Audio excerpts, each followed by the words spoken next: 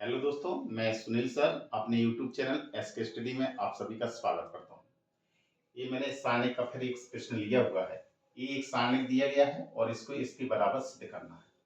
सिद्ध करने का मेन टॉपिक और मेन कार्यविधि क्या है इसकी, कि आपको इस सारणी के अंदर कम से कम 2 जीरो आना होता है। आप चाहे जिस पंक्ति को आपस में जोड़िए, पंक्ति पंक्ति को आपस में जोड़िए, या स्तंभ स्तंभ को आपस में जोड़िए, या पंक्ति को पंक्ति से घटाइए या स्तंभ को स्तंभ से घटाइए, लेकिन कम से कम यहाँ पर इस सारणी के अंदर कम से कम 2 जीरो आ जाना चाहिए।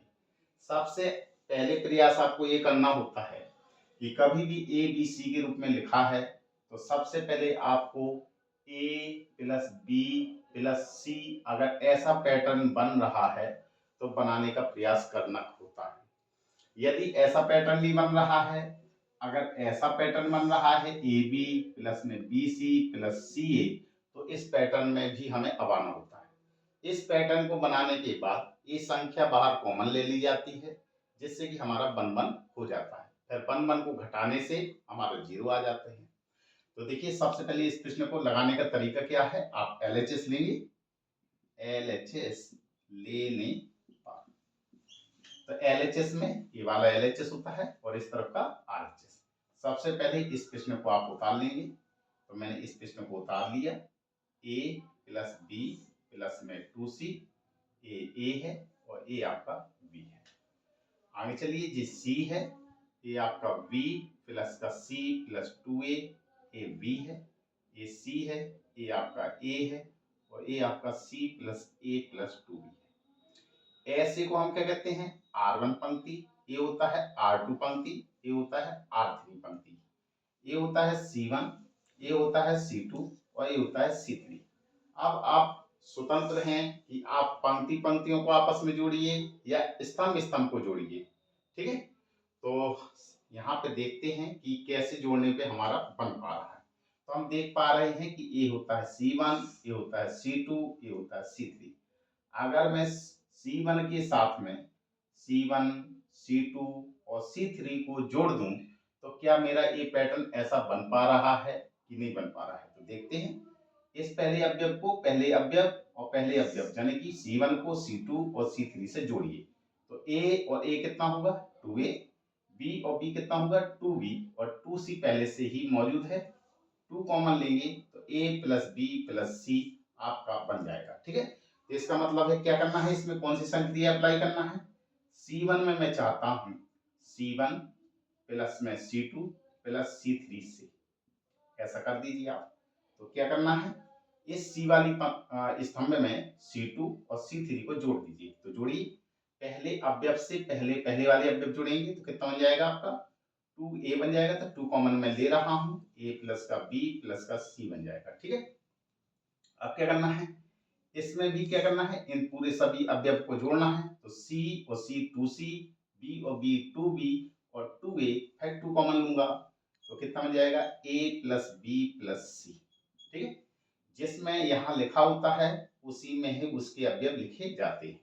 अब इसमें इसको और इसको जोड़ेंगे तो C और C 2C, A और A 2A और J 2B। तो इसमें भी हम 2 कॉमन लेंगे, A plus B plus C बन जाएगा। ठीक है, अब मैंने C2 को कुछ नहीं बोला है और C3 को कुछ नहीं बोला है, तो आप क्या करेंगे, उसको ज्यों कहते हैं उतार देंगे। ये A लिखा, यहाँ पे B लिखा, ये कितना है आपका V प्लस C प्लस का 2A, यहाँ B है, ये आपका A है और A plus C plus A plus में 2B है। ठीक है, अब यहाँ आप देखेंगे कि ये पूरा C1 में कॉमन दिख रहा है, तो यही चीज आप क्या करेंगे, बाहर कॉमन ले लेंगे। तो यहाँ पे आप लिखेंगे C1 से कितना 2A plus B plus C common लेने पर, कॉमन लेने पर इसको कॉमन लेंगे। यहाँ जगह नहीं है तो मैं इसको यहाँ हल कर रहा हूँ। क्या करेंगे, 2A plus B plus C आपका ये कॉमन हो गया। अब सारणी के अंदर क्या बचेगा, कॉमन लेने का मतलब होता है इस संख्या का भाग करना। इसका यहाँ भाग करेंगे कितना बन जाएगा 1 बन जाएगा, यहाँ पर भी 1 आ जाएगा, यहाँ पर भी 1 आ जाएगा। अब इनको कुछ नहीं बोला गया है तो इसको आप क्या करेंगे, जो कहते हैं उतार देंगे। ये कितना है V प्लस C प्लस के 2A, ये कितना है आपका v, और ये v, ये आपका है a c plus a plus में 2b, और साने का निशान लगा देंगे। अब आपके लिए एक आसान उपाय हो गया, क्योंकि ये है R1, ये है R2 और ये है R3। अगर मैं R1 से R2 को घटा दूं, R1 में मैं कार्य करना चाहता हूं तो एक में से गया 0, फिर R2 में मैं कार्य करना चाहता हूं, R2 से R3 को घटाऊंगा तो ये भी 0 हो जाएगा। ठीक है, तो आगे संक्रिया आपको क्या लगानी है, R1 में मैं कार्य करना चाहता हूं कि R1 में से मुझे R2 को घटाना है, और R2 में मैं ये कार्य करना चाहता हूं कि R2 से R3 को घटाना चाहता हूं। ठीक है, तो पहले आप लोग इतना उतार लीजिए। हाँ, इसके आगे अब जगह नहीं है यहाँ पे, तो यहाँ मैं उतार रहा हूँ। मुझे क्या करना है, सबसे पहले ये उतार लीजिए आप, 2a plus B plus C, और साने का निशान बनाइए। क्या करना है, R1 में से R2 को घटाना है। R1 ऐसा होता है, R2 ऐसा होता है, तो 1 में से बन गया, कितना बचेगा, 0। ए में से इसको घटाएंगे तो एक एक कैंसिल हो जाएगा, तो ये बाकी कितना बचेगा आपका, माइनस कॉमन लेना पड़ेगा, तो बी प्लस का सी और प्लस का ए बचेगा। ठीक है, अब फिर इसको क्या करना है, इसमें से इसको घटाना है, तो बी में से बी गया, कितना बचेगा, 0। साने का निशान लगा दीजिए। R2 में क्या कार्य करना है कि इसमें से इसको घटाना है, तो एक में से एक गया 0। अब इसमें से इसको घटाएंगे तो कितना बचेगा आपका, v plus C plus A. ठीक है, आप सीधा भी लिख सकते थे a plus B plus C, 2a में से एक एक गया, एक ही बचेगा। ठीक है, अब b में से मुझे इसको घटाना है, तो एक b इससे कम हो जाएगा, इसमें आप माइनस का कॉमन ले लेंगे तो आपका बनेगा a प्लस बी प्लस का सी। ठीक है, R3 को कुछ नहीं कहा गया है, तो आपको इसको ज्यामिति में उतारना है। जिसको कुछ ना कहा जाए उसको आप ज्यामिति में उतारना। अब आप यहाँ पे देखेंगे कि समझ में आ गया, 2 जीरो आपके आ चुके हैं। जब 2 जीरो आ जाए तो मैंने आपको रास्ता बताया, अगर कोई कॉमन दिख रहा है तो कॉमन आप ले सकते हैं। यहाँ पे आप देखेंगे कि जी R1 है, R1 में a plus B plus C दिख रहा है कॉमन, R2 में भी a plus B plus C common दिख रहा है, तो आप क्या लिखेंगे यहाँ पे, R1 से a plus B plus C, और R2 से भी a plus B plus C common लेने पर।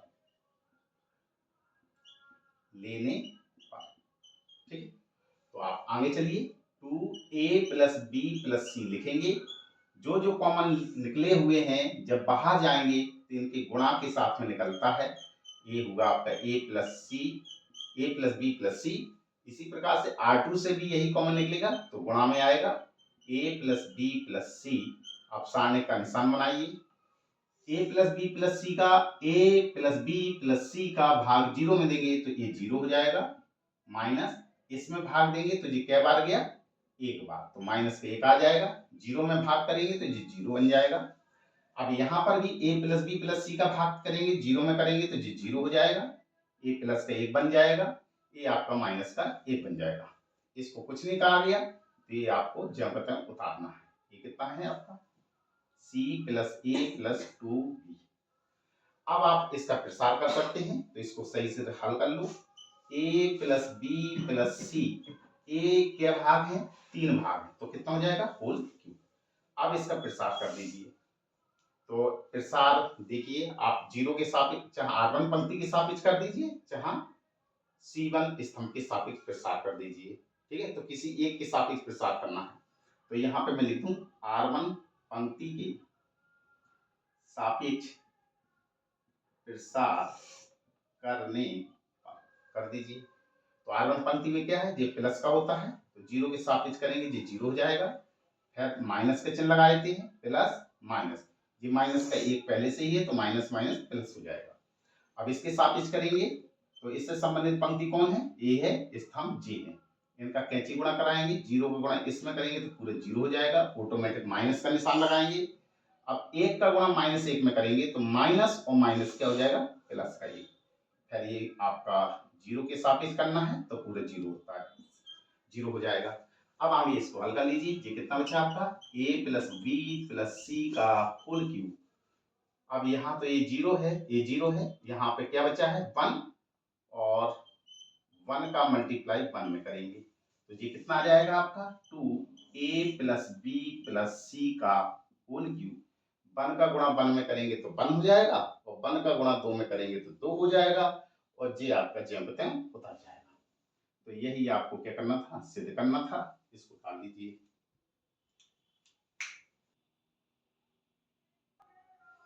अब देखिए इस प्रश्नावली में ये प्रश्न दिए हुए हैं कि कोई भी 3 समीकरण दिए हुए हैं, जैसे मान लीजिए मैंने लिखा x plus Y plus Z बराबर में 3 लिखा हुआ है, 2x माइनस के वाई प्लस में जेड बराबर में, मान ली कि ये 2z ले लिया मैंने तो 2 2 4, और जी मैंने 3 लिख दिया। ठीक है, यहाँ पे मैंने लिखा 3x प्लस में 2y और प्लस में जेड, तो जी आपका 6 लिखा हुआ है।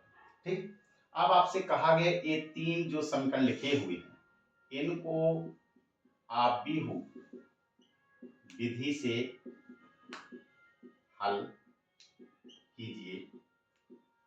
तो ये आपको रेखिक समीकरण लिखे हुए हैं, तो इन रेखिक समीकरणों को आप भी विधि से हल कीजिए। तो मैं एक प्रश्न आपको हल करना आव्यूह चैप्टर में बता चुका हूं कि आव्यूह चैप्टर जो मैंने सबसे पहले आपको पढ़ाया हुआ था इस वीडियो के पहले ही चैप्टर में, तो उस आव्यूह विधि से मैंने इन समीकरणों को हल करने बताया कि कैसे हल किया जाता है। तो कृपया आप इससे पहले जो आव्यूह का चैप्टर मैंने पढ़ाया है उसको आप पढ़ेंगे और इन प्रश्नों को आप हल करेंगे। तो ये मैं आपको HW में आप लोगों को दे रहा हूँ, इसको आप हल कर लीजिए। ठीक है, इसी तरीके से और प्रश्न दिए गए इस सारणी के अंतर्गत ऐसे दो अगर रेखिक समीकरण दिए हों, जैसे लिखा 2x प्लस के y और बराबर में मैंने 5 लिखा हुआ है, यहाँ x माइनस के y और बराबर में मैंने 1 लिखा हुआ है। ठीक है, ऐसे समीकरण दिए गए और इनको भी आपको कहा गया कि आव्यूह विधि से समीकरण को हल करो।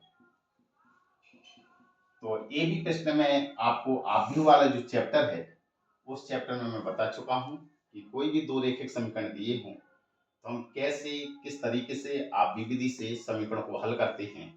तो वहां पर मैंने ये बताया हुआ है कि कैसे हम रैखिक समीकरणों को हल करते हैं। ये आप लोगों को मैंने आव्यूह वाले चैप्टर में पहले ही पढ़ा दिया है, तो कृपया आप इसको भी मैं आपको इसको HW में दे रहा हूँ, ये आप लोग लगाइएगा। ठीक है, ऐसे ही इस चैप्टर में कोई एक सारणिक दिया गया है 2/2 का दिया गया है, 2 3 4 5 ऐसा दिया गया है, और आपसे कहा जाए कि इसका एडजॉइंट ए निकालिए या ए इनवर्स ज्ञात कीजिए। तो ये प्रश्न भी मैं आव्यूह के चैप्टर में बता चुका हूं कि कैसे इनको हल किया जाता है, तो इनको भी आप हल करेंगे और मैं ये प्रश्न आपको HW में दे रहा हूं। इसी प्रकार से ये आपको मैंने 2/2 का लिया, एक मैंने वर्ग आव्यूह 3/3 का लिया, 1 2 3 4 5 7 1 0 और माइनस के 2 लिखा। ये दिया गया है एक आव्यूह, और आपसे इसकी ही तरह आपसे कहा गया कि इसके एडजॉइंट ए निकालिए, ए इनवर्स ज्ञात कीजिए। तो ये भी मैं आव्यूह चैप्टर में पहले ही आप लोगों को बता चुका हूं कि किस तरीके से इन प्रश्नों को हल किया जाता है, तो ये भी मैं आपको HW में दे रहा हूं। ठीक है, तो आपको मैंने बताया कि इन प्रश्नों को कैसे हल करते हैं, और ये प्रश्न यूपी बोर्ड के माध्यम से अधिकतर एक प्रश्न पूछे जाते हैं, तो इन प्रश्नों को अच्छी तरह आपको तैयार करना है। अब जो नेक्स्ट वीडियो में लेके आऊंगा उसमें आपका क्या होगा कि सारणिक से अगला जो चैप्टर आता है सांतत और अवकल समीकरण, तो उनकी अवकलनात्मकता का कि कैसे अध्ययन किया जाता है इस पर आधारित एक प्रश्न होगा, और पूरा चैप्टर सांतत परीक्षण का मैं चैप्टर लेके आऊंगा। तो इसको नेक्स्ट वीडियो में सांतत परीक्षण को आप देखेंगे कैसे किस तरीके से इन प्रश्नों को हल किया जाता है। अगर ये वीडियो आपको पसंद आते हों तो इस वीडियो को लाइक कीजिए, शेयर कीजिए और सब्सक्राइब कीजिए। Thank you. और एक और सूचना मैं आपको दे दूं कि 1 अप्रैल 2025 से मैं इन क्लासों को ऑनलाइन के साथ साथ ऑफलाइन भी कक्षा 11, कक्षा 12 की क्लास से पढ़ाऊंगा। ठीक है, तो आप उस कक्षाओं को भी पढ़ सकते हैं और ऑनलाइन के माध्यम से आप इन वीडियो को देख सकते हैं। मेरे इन संपूर्ण कक्षाओं को, कक्षा 11 और कक्षा 12 के संपूर्ण कोर्स देखने के लिए आप मेरे चैनल को एक बार पुनः सब्सक्राइब कीजिए, लाइक कीजिए और अपने दोस्तों को शेयर कीजिए। Thank you.